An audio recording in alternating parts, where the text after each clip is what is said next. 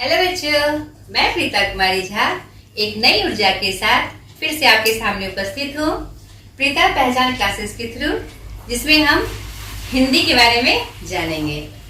अब मैं आपको बता दूं कि हमारे वीडियोस नहीं आ रहे थे, मैं अपने वीडियोस नहीं डाल पा रही थी।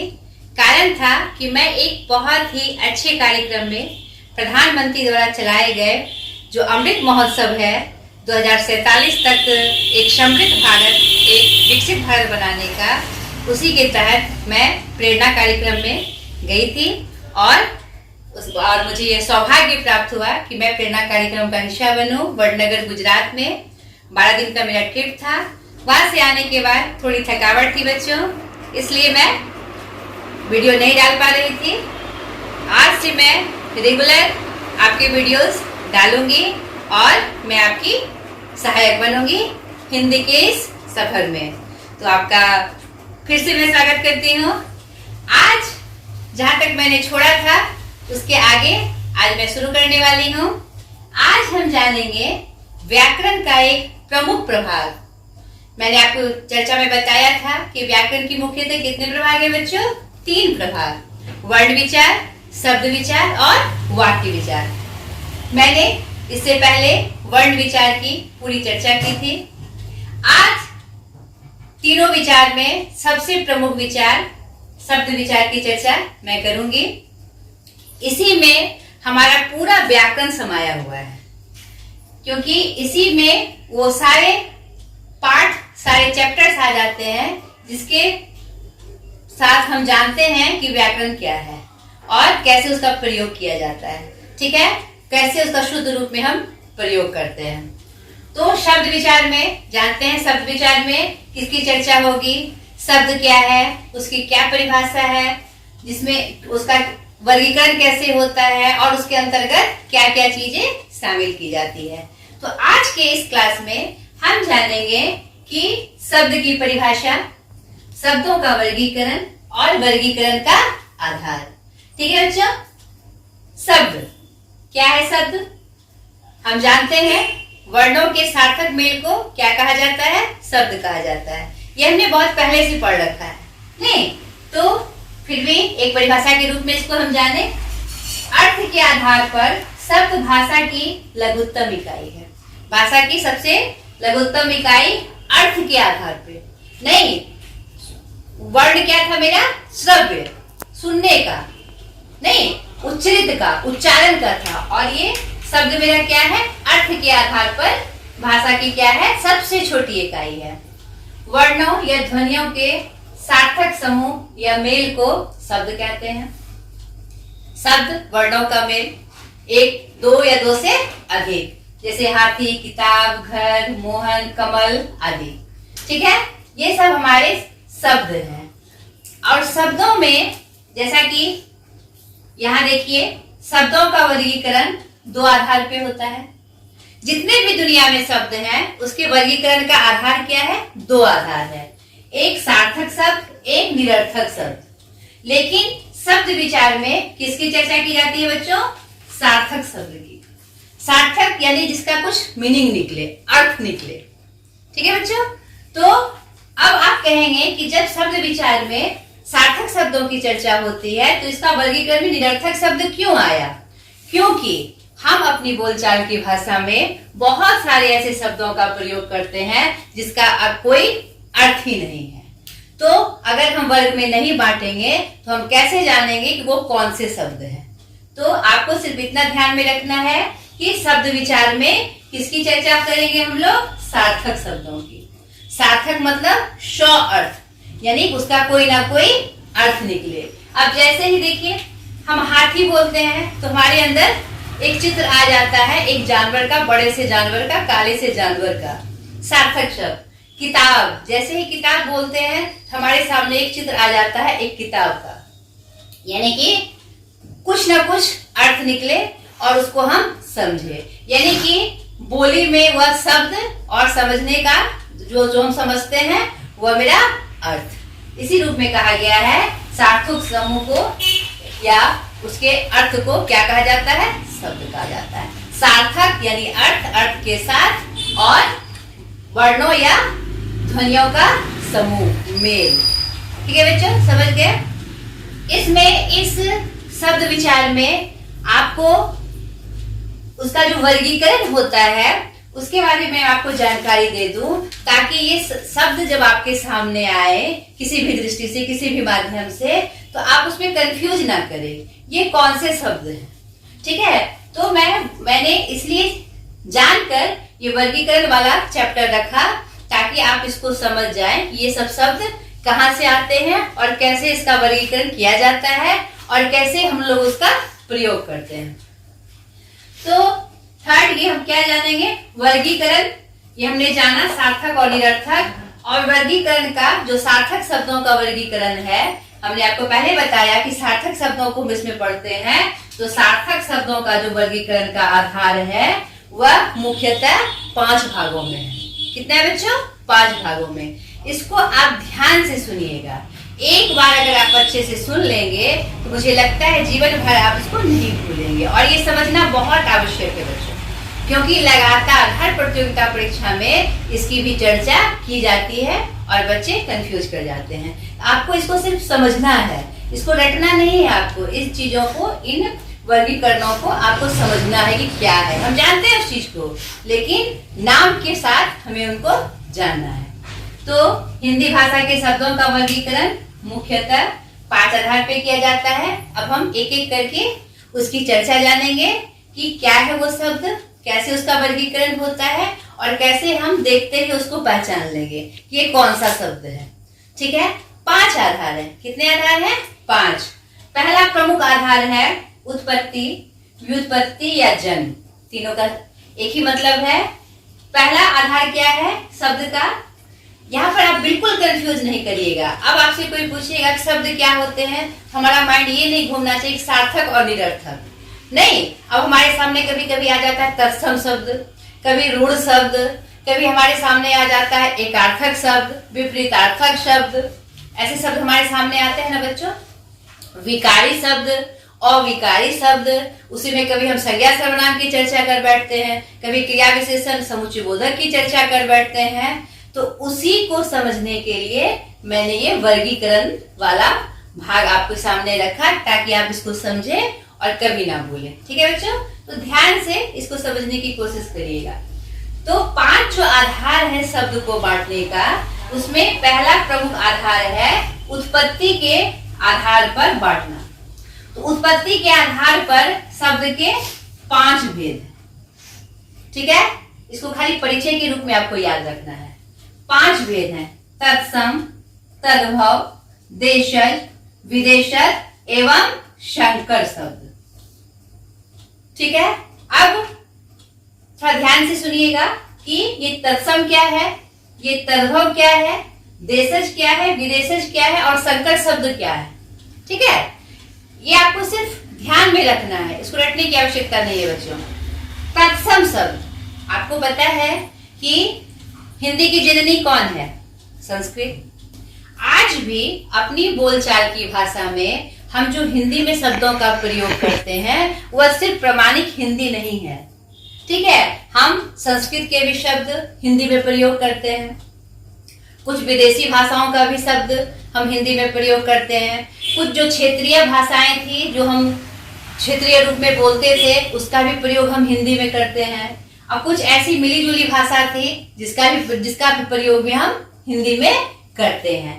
तो उत्पन्न कैसे हुआ, यानी उत्पत्ति इन सब भाषा में जो शब्द का प्रयोग हम करते हैं अपनी हिंदी में, तो वह कैसे हुआ, किस रूप में आया, कैसे आया, उसी की चर्चा मैं कर रही हूँ।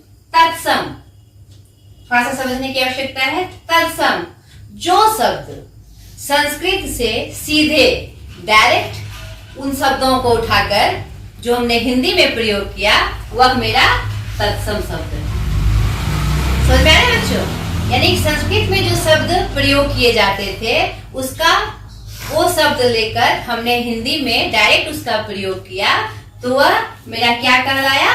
तत्सम शब्द। जैसे कि देखिए, संस्कृत के कुछ शब्द हैं अग्नि,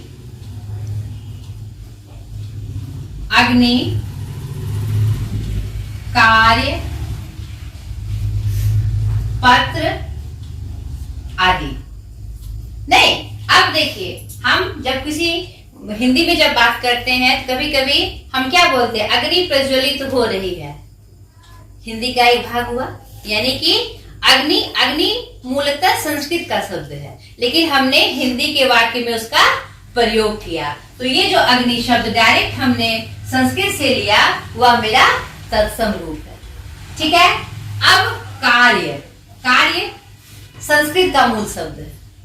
ठीक है। हम बोलते हैं कभी कभी कार्य प्रगति पे है, हमारा जो कार्य है ना प्रगति पे है, तो हमने हिंदी में उसका प्रयोग किया। संस्कृत के शब्द थे लेकिन हमने उसको हिंदी में प्रयोग किया। पत्र झड़ रहे हैं, पत्र मतलब पत्ता। ठीक है। कभी कभी हम बोलते हैं ना पत्र गिर रहे हैं, बोलचाल की भाषा में बोलते हैं, यानी यह भी संस्कृत का शब्द है, मैंने सीधे संस्कृत से लेकर हिंदी में उसका प्रयोग किया। तो तत्सम शब्द का मतलब है वैसे शब्द। ध्यान से, अगर आपको नोट करना है तो नोट भी कर लीजिएगा। वैसे शब्द जो संस्कृत से डायरेक्ट हिंदी में प्रयोग किए जाते हैं हिंदी बोलने के क्रम में, उसे हम तत्सम शब्द कहते हैं। ठीक है बच्चों। अब तद्भव, संस्कृत के शब्दों को थोड़ा रूप परिवर्तन कर हम जो हिंदी में प्रयोग करते हैं उसे हम क्या कहते हैं, तद्भव कहते हैं। समझ में आया बच्चों। अब देखिए, आपको और भी स्पष्ट हो जाएगा। अब अग्नि के बारे में हमने अभी आपको उदाहरण दिया। अब अग्नि को हम बोल दे आग जल रहा है, आग उठ गया, जंगल में आग लग गई, यानी कि अग्नि का हमने थोड़ा सा रूप परिवर्तन क्या कर दिया, आग बना दिया। नहीं, कार्य को हमने क्या बना दिया, काम, काम हो रहा है। कार्य हो रहा है का भी वही मतलब, काम हो रहा है का भी वही मतलब। तो कार्य का हमने किस में बदल दिया, काम में बदल दिया। नहीं, तो ये जो संस्कृत का थोड़ा सा रूप परिवर्तन कर हम जो शब्दों का प्रयोग करते हैं वह मेरा क्या है, तद्भव। ठीक है बच्चों। पत्र, पत्र को हमने पत्ता बना दिया, पत्ता बिखरा हुआ है, पत्ते बिखरे हुए हैं, यानी पत्र को हमने थोड़ा सा रूप परिवर्तन कर दिया और वो उसे क्या बना दिया, पत्ता। तो तद्भव शब्द क्या है, संस्कृत से लिए गए जो शब्द थे थोड़ा सा रूप परिवर्तन कर हमने जो हिंदी में उसका प्रयोग किया उसे हमने क्या नाम दे दिया, तद्भव का नाम दे दिया। ठीक है। अब देशज, देशज क्या है, हम भाषा में उत्पन्न शब्दावली को देशज शब्द कहते हैं, यानी देश की भाषा में। यानी कि अब हमारे ही देश में देखिए हिंदी की चर्चा हो रही है तो हिंदुस्तान की चर्चा होगी ही। आप हिंदुस्तान में देखिए कितने राज्य हैं, 28 राज्य हैं। 28 राज्य में 28 तरह की भाषा बोली जाती है। क्षेत्रीय भाषा के रूप में हम उसका प्रयोग करते हैं।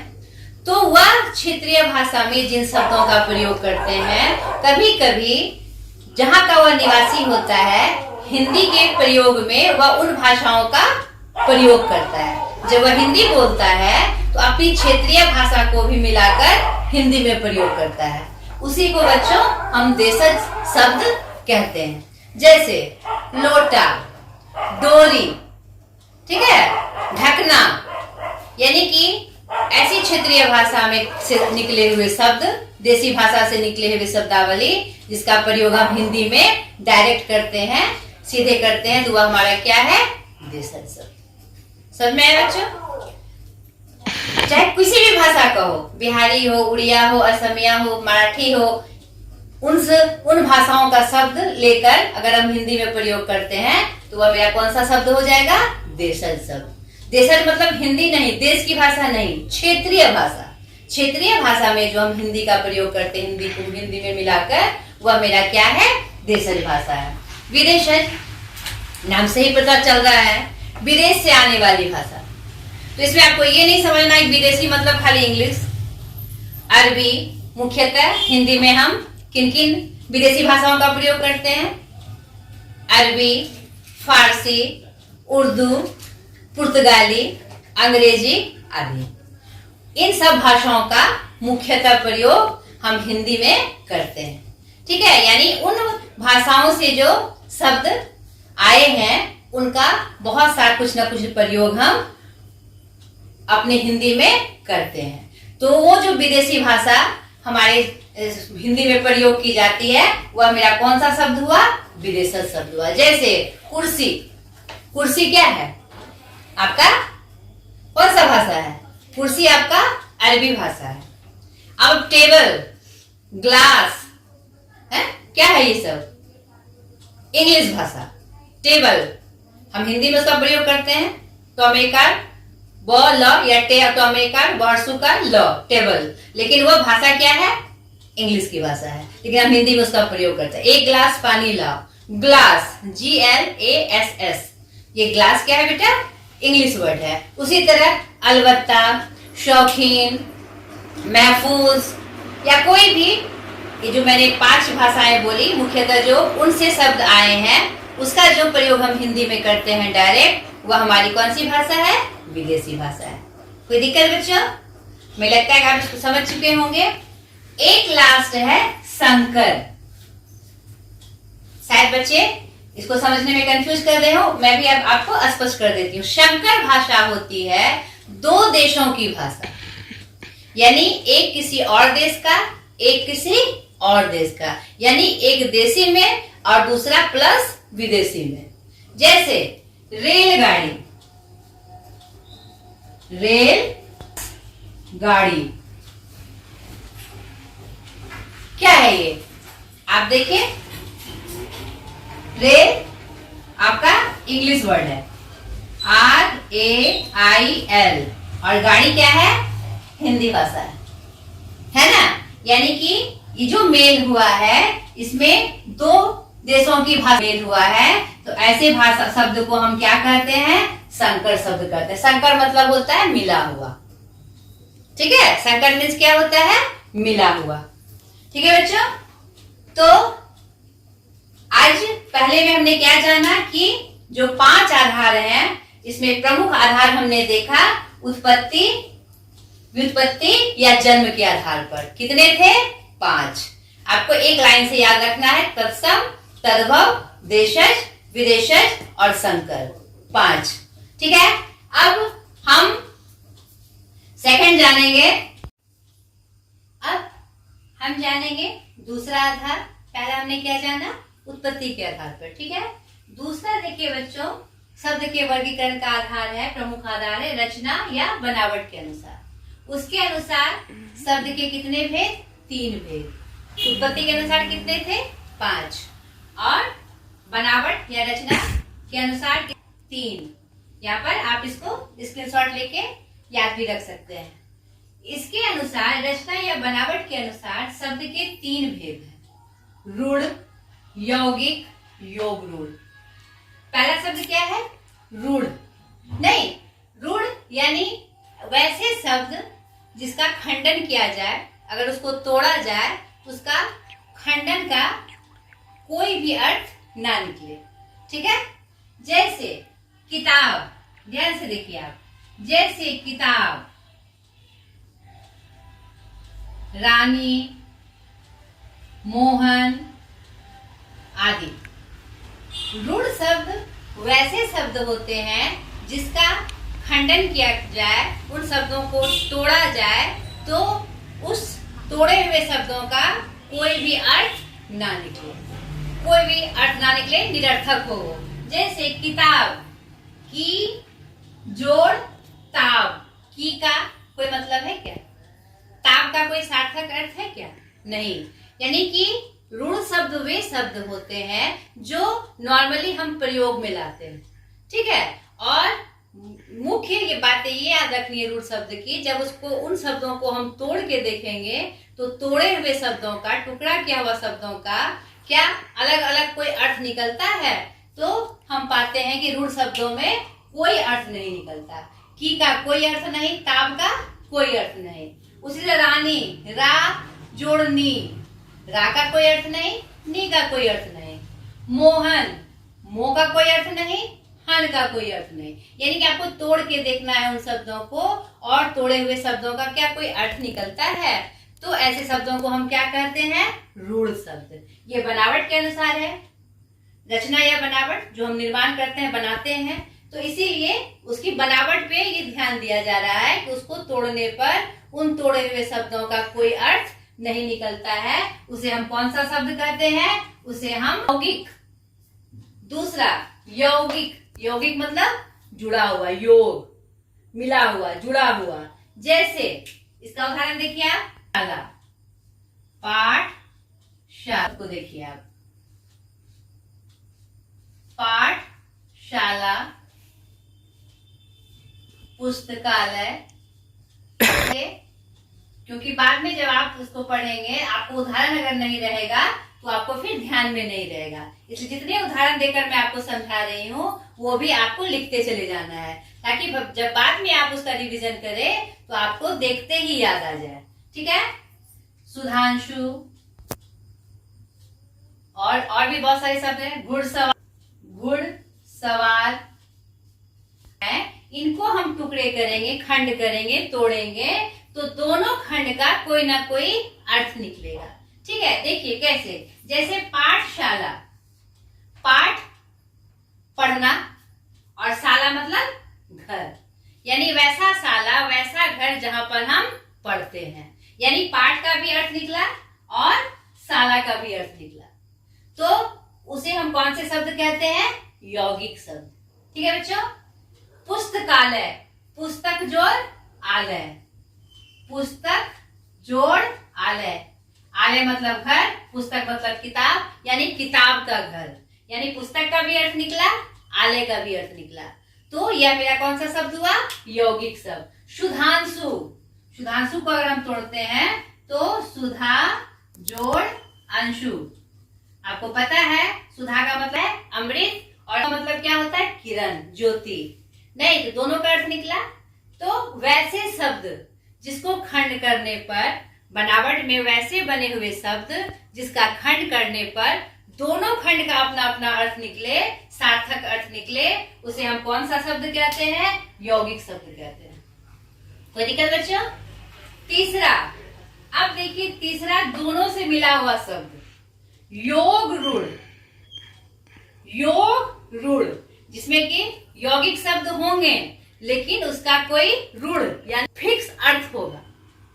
रूढ़ मतलब होता है फिक्स, निश्चित। नहीं तो योग रूढ़ शब्द वे शब्द होते हैं जिसका खंड या टुकड़ा करने पर दोनों खंडों का अलग अलग अर्थ भी निकले और उसका विशेष अर्थ भी निकले। ठीक है बच्चों? यहाँ पर एक चीज ध्यान में रखना है कि रूढ़ मतलब निश्चित होता है, यानी ये मिला हुआ शब्द है। योग रूढ़ वैसे शब्द होते हैं जिसका हम खंड करते हैं तो दोनों खंड का तो अर्थ निकलता ही है, साथ ही साथ उसका कोई विशेष अर्थ भी निकलता है। जैसे देखिए शब्द, यानी कि दोनों का खंड करने पे तो अर्थ निकले ही और उसका विशेष अर्थ भी निकले। जैसे वीणा पानी, वीणा पानी। ठीक है? चंद्रशेखर, ठीक है?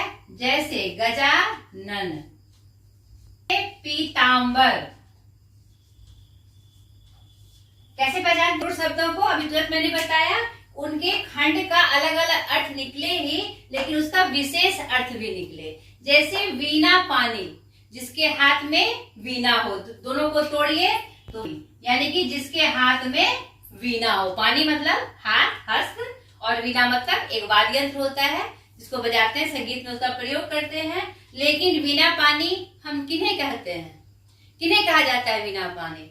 माँ सरस्वती को। हम सभी जानते हैं उनको शब्द का टुकड़ा करने, जो शब्द है टुकड़ा करने पर दोनों टुकड़े का भी अर्थ निकला और उसका विशेष अर्थ भी निकला।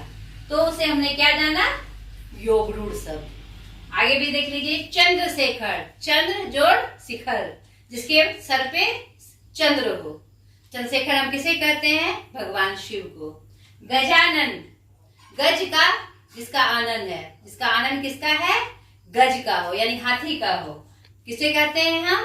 गणेश जी को। ठीक है? पीतांबर, जिसका कपड़ा पीले रंग का हो, पीत हो जिसका अंबर, अंबर मतलब कपड़ा, पीत मतलब पीला, किसे कहते हैं हम? विष्णु को। ऐसे बहुत सारे अर्थ जिसका टुकड़ा करने पर दोनों का अर्थ तो निकले ही और साथ ही साथ उसका विशेष अर्थ भी निकले, तो वो कौन से शब्द कहलाते हैं बच्चों? योग रूप। समझ में आया? अब हम जानेंगे अर्थ के आधार पर कैसे। देखिए, अर्थ के आधार पर शब्द के कितने भेद? 4 भेद। ये हम जानते हैं, हम व्यवहारिक व्याकरण में इसको हमेशा पढ़ते हैं, लेकिन शब्द के वर्गीकरण के आधार पर, भेद के आधार पर हम आज इसको अलग तरीके से जान रहे हैं। एकार्थक शब्द। एकार्थक शब्द मतलब जिसका एक ही अर्थ हो, दूसरा कोई अर्थ ना निकले। जैसे अब एकार्थक शब्द, जैसे हम बोले गंगा, तुरंत हमारे दिमाग में चित्र आ जाता है गंगा एक नदी है, यानी कि गंगा किसको डिनोट कर रहा है? नदी को। नहीं, हिमालय, हिमालय क्या है? पर्वत है। जैसे हम हिमालय बोलते हैं तो उसका एक सटीक निश्चित एक अर्थ है, हिमालय एक पर्वत है। नहीं, तो वैसे शब्द जिसका एक ही अर्थ हो, दूसरा और कोई, उनको अलग अलग नामों से जाना जाए, लेकिन उसका एक विशेष वो नाम लेने से उसका एक ही अर्थ हो। गंगा मतलब एक नदी जो गंगा के नाम से प्रसिद्ध है। हिमालय यानी एक पर्वत जो एक विशेष पर्वत के रूप में प्रसिद्ध है। राधा, अगर हम राधा बोलते हैं तो एक विशेष लड़की का नाम है। मोहन, प्रीता, प्रीता यानी कि एक लड़की का नाम है। ठीक है, तो वैसे शब्द जिसका एक अर्थ निकले उसे हम क्या कहते हैं? एकार्थक शब्द। जस्ट उसके विपरीत नहीं, अनेकार्थक शब्द क्या है? जिसका एक ही शब्द से अलग अलग 2 अर्थ निकले। समझे? एक ही शब्द है लेकिन उसका 2 अर्थ निकले। जैसे देखिए उदाहरण में कैसे हम जानते हैं इसको। जैसे हार, हम हार बोलते हैं, हार से आपके मन में कौन सा चित्र आया? क्या देखा? हार बोलने पे क्या शब्द आया? एक हार एक आभूषण होता है जो हम गले में पहनते हैं, और एक हार, मैं हार गया, आज मैं क्रिकेट में हार गया, यानी पराजय। यानी एक ही शब्द है लेकिन उसके अनेक अर्थ, 2 या 2 से अधिक अर्थ हो सकते हैं। तो वैसे शब्दों को हम क्या कहते हैं बच्चों? अनेकार्थक शब्द। ये कनक, कनक आपको पता है कनक मतलब सोना भी होता है और कनक मतलब धतूरा भी होता है ना। पानी, पानी का एक मतलब जल भी होता है और एक पानी का मतलब लज्जा भी होती है। तो ऐसे शब्द जिसके एक ही शब्द से अनेक अनेक अर्थ निकले उसे हम क्या कहते हैं? अनेकार्थक शब्द। ठीक है बच्चों। तीसरा, पर्यायवाची शब्द। पर्याय मतलब समान। पर्याय मतलब क्या होता है? समान शब्द। यानी बहुत सारे ऐसे शब्द हैं तो उसके उस शब्द के और भी अलग अलग नामों से उसको जाना जाता है। जैसे नयन, नयन को हम और किन नामों से जानते हैं?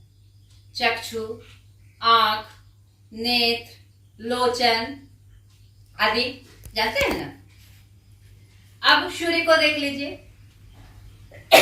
सूर्य, भास्कर, मित्राय आदि जानते हैं ना। दिवाकर जानते हैं हम, उनको अलग अलग नामों से। नदी, सुरसरी, महानदी, पृथ्वी, धरती, भू, धरा आदि। तो ऐसे शब्द जिनके समान अर्थ हो और अन्य नामों से भी उसी का बोध हो, वह मेरा क्या है? पर्याय शब्द, यानी समान शब्द। ठीक है। विपरीतार्थक, विपरीतार्थक का क्या मतलब? विपरीत अर्थ। विपरीत मतलब विलोम, उल्टा। विपरीत का अर्थ क्या होता है? या उल्टा शब्द। विलोम मतलब उल्टा, विलोम कह लीजिए इसको या उल्टा कह लीजिए, यानी जो भी हम बोलेंगे उसका उल्टा। नहीं, जैसे सुबह शाम, रात दिन।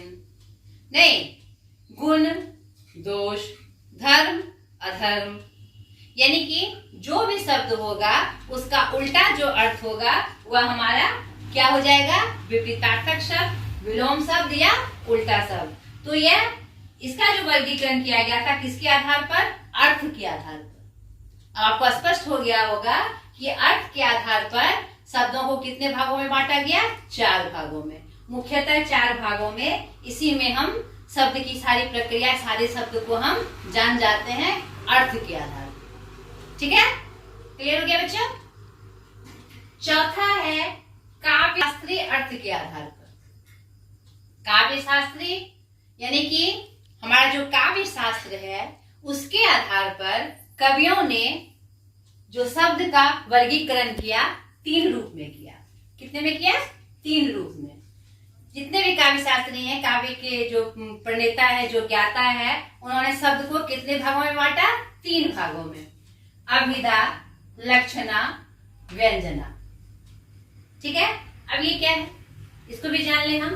अभिधा, अभिधा मतलब साधारण अर्थ में जो हम एक परिचय के रूप में किसी के बारे में बोलते हैं, साधारण अर्थ में बातचीत के रूप में जो हम प्रयोग करते हैं। नहीं, राम एक अच्छा लड़का है, राम एक अच्छा लड़का है, सीधे सीधे वाक्य क्या आया? राम एक अच्छा लड़का है। ऐसे समझिए, जैसे हम अभिधा में जैसे बोलते हैं राम एक अच्छा लड़का है, अच्छा लड़का है, सीधे सीधे है भाई। एक राम नाम का लड़का है और वह कैसा है? अच्छा, कहीं घुमाओ, कोई पेच नहीं। ठीक है, तो वैसे शब्द साधारण अर्थ में प्रयोग किए जाए, जैसे वह है तो उसे हम क्या कहते हैं? अभिधा शब्द। अच्छा लड़का है, ठीक है, अच्छा क्या हुआ? साधारण यानी अभिधा रूप, यानी काव्यशास्त्र के अनुसार अभिधा रूप, साधारण अर्थ। लक्षणा, अब हम उसी को हम बोल दे राम वर्ग का शंकराचार्य है, शंकराचार्य है, क्या होगा? यहां पर राम का जो व्यवहार है, राम का जो चरित्र है, एक लक्षण बताकर हमने अपने शब्द का प्रयोग किया। शंकराचार्य है, शंकराचार्य मतलब शंकराचार्य आदि गुरु शंकराचार्य थे, जो कि किसे डिनोट करते थे? उनको हम कैसे डिनोट करते हैं? एक प्रबुद्ध विद्वान के रूप में करते हैं ना। तो शंकराचार्य है मतलब बहुत तेज, वह बहुत तेज। कि हमने एक लक्षण शब्द का प्रयोग किया राम के बारे में कि वह शंकराचार्य है। लक्षण बताया किससे जोड़कर? एक शंकराचार्य जो प्रबुद्ध विद्वान है, कि राम शंकराचार्य यानी बहुत विद्वान है। इन शब्दों का प्रयोग हम जब करते हैं लक्षण बता के, तो वह कौन सा शब्द कहलाता है? हमारा लक्षणा। ठीक है, समझ गए बच्चों? जैसे हम बोले अरे मोहन एकदम सचिन तेंदुलकर है, यानी मोहन एक अच्छा क्रिकेटर है। नहीं, मोहन सचिन तेंदुलकर क्या है? एक अच्छा क्रिकेटर है हर तरह से। तो जैसे हम बोलेंगे मोहन, अरे मोहन तो सचिन तेंदुलकर है, तो क्या सचिन तेंदुलकर हो गया? नहीं, हमने सचिन तेंदुलकर का जो लक्षण है, एक अच्छे क्रिकेट खिलाड़ी है, उससे हमने मोहन की तुलना कर दी। यहाँ पर एक बात और ध्यान में रखनी है कि जब भी काव्य शास्त्रीय आधार पे हम शब्द का वर्गीकरण करेंगे तो हम तुलना करेंगे, नहीं, हम तुलना करके उन शब्दों को व्यक्त करेंगे। ठीक है। तीसरा व्यंजना। व्यंजना क्या है? अभिधा और लक्षणा को जब हम व्यंग रूप में साधारण अर्थ में बोले, चाहे वह खाली इसमें क्या रूप परिवर्तन हो जाएगा कि उसी बात को हम व्यंग रूप में कहें, उस शब्द का परिचय हम क्या करें? व्यंग रूप में करें। व्यंग आप सभी जानते हैं, जोक। जैसे अब हम बोल दिए राम एक अच्छा लड़का है साधारण अर्थ में, शंकराचार्य है लक्षण के रूप में, एक विद्वान के लक्षण के रूप में। राम तो निरा गधा है, राम एक गधा लड़का है, गधा लड़का है। यहाँ पर आपको क्या समझ में आ रहा है? हमने व्यंग किया उस पे? नहीं, अरे क्या सुरेश तो एकदम गोबर गणेश है, तो कौन सा चित्र लाया? गोबर का गणेश मतलब एकदम बेवकूफ, हमने व्यंग किया उस पे। गधा है, क्या किया हमने? उस पे व्यंग किया। तो इन सब शब्दों का प्रयोग जब हम अपने वाक्य में करते हैं तो वे शब्द क्या कहलाते हैं? व्यंजना। किसके आधार पर? काव्य शास्त्रीय अर्थ के आधार पर। यहाँ पर आपको कंफ्यूज नहीं करना है। अर्थ यानी शब्द का अर्थ निकलना, यहाँ पर काव्य शास्त्रीय अर्थ यानी अर्थ निकलना है, लेकिन काव्य शास्त्र के आधार पर जब वाक्य में प्रयोग करें तो वह स्पष्ट हो। ठीक है बच्चों, लास्ट जिसमें कि आप इसी में फिर आप आगे पढ़ेंगे पूरा व्याकरण। कैसे? ये बात पिछला जो मैंने 4 का परिचय दिया आपको, सिर्फ आपको जानकारी के लिए दी कि वे कौन से शब्द हैं और उसको जब आपके सामने वो आए तो आप उनको कैसे पहचाने, किस रूप में पहचाने। लेकिन ये जो हमारा है लास्ट विकार या प्रयोग के आधार पर, इसी में हमारा पूरा व्याकरण समाया हुआ है। कैसे? देखिए, 5वां आधार है शब्द का विकार या प्रयोग के आधार पर। विकार क्या? विकार को हम रोग भी कहते हैं ना, उसको यह विकार हो गया, उसको कैंसर का विकार हो गया, उसको सर्दी का विकार हो गया। यहाँ पर विकार का मतलब रोग नहीं, रूप परिवर्तन। विकार मतलब रूप परिवर्तन। और प्रयोग को तो हम जान ही रहे हैं कि प्रयोग हम कैसे करें, यूज हम कैसे करें, यही सबसे इंपॉर्टेंट है। इसके आधार पर शब्द के कितने भेद? 2 भेद। कितने भेद बच्चों? 2 भेद। एक विकारी, दूसरा अविकारी। एक विकारी और दूसरा अविकारी। तो मैंने अभी आपको स्पष्ट किया, विकारी मतलब रोग नहीं, रूप परिवर्तन। यहाँ पर आपको क्या ध्यान रखना है, आप नोट विकारी या अविकारी यानी रूप परिवर्तन। रूप परिवर्तन क्या? रूप परिवर्तन। विकारी मतलब विकारी में वे शब्द आते हैं जिसका रूप किसके अनुसार? लिंग, वचन, लिंग, वचन, पुरुष एवं कारक के अनुसार बदले या ना बदले, बदले या ना बदले। समझ में? विकारी शब्द वे शब्द होते हैं जिन शब्दों का जो है, जो शब्द हम विकारी के अंदर वो शब्द आते हैं जिनका रूप लिंग के अनुसार, लिंग कैसे करते हैं हम लोगों ने पढ़ा है, इसको मैं अलग से फिर डिटेल से आपको बताऊंगी भी जब हम संज्ञा सर्वनाम में आएंगे। तो लिंग, स्त्रीलिंग, पुल्लिंग, स्त्री जाति पुरुष जाति के रूप में बदल जाए। वचन, एक वचन बहुवचन में बदल जाए। पुरुष, प्रथम पुरुष, उत्तम पुरुष, मध्यम पुरुष में बदल जाए। और कारक जो हमारा कर्ता से लेकर संबोधन तक है उसके अनुसार बदल जाए, तो उसे हम क्या कहेंगे? विकारी शब्द। विकारी शब्द वे शब्द हैं जिसका रूप लिंग, वचन, पुरुष एवं कारक के अनुसार बदल जाए। ठीक है? और अविकारी, अविकारी वे शब्द हैं जिसका रूप परिवर्तन इसके अनुसार न हो। आपको ऐसे याद रखना है, जिसका रूप बदल जाए और जिसका रूप ना बदले। किसके अनुसार? लिंग, वचन, पुरुष और कारक के अनुसार। रूप परिवर्तन जो होगा तो उसका कुछ ना कुछ तो आधार होगा। ठीक है? अब एक चीज और यहाँ पर जो मैं जब चर्चा करूंगी तो आपको तुरंत ध्यान में आ जाएगा कि यह कहाँ से आया। तो विकारी जो 2 रूप है, इसमें 4 चीज आते हैं, इसमें 4 चीज आते हैं। कौन कौन? अब आपका खुल जाएगा दिमाग। अरे मैम ने तो ठीक ही कहा, इसी में सारा व्याकरण समाया हुआ है। देखिए, संज्ञा, सर्वनाम, विशेषण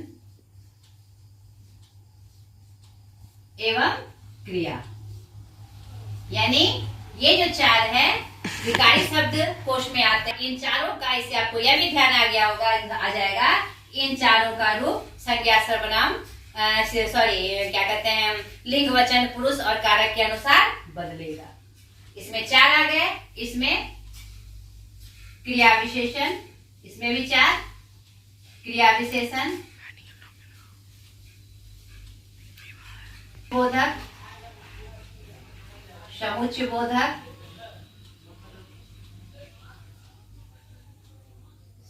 संबंध बोधक, संबंध बोधक और विस्मयादिबोधक।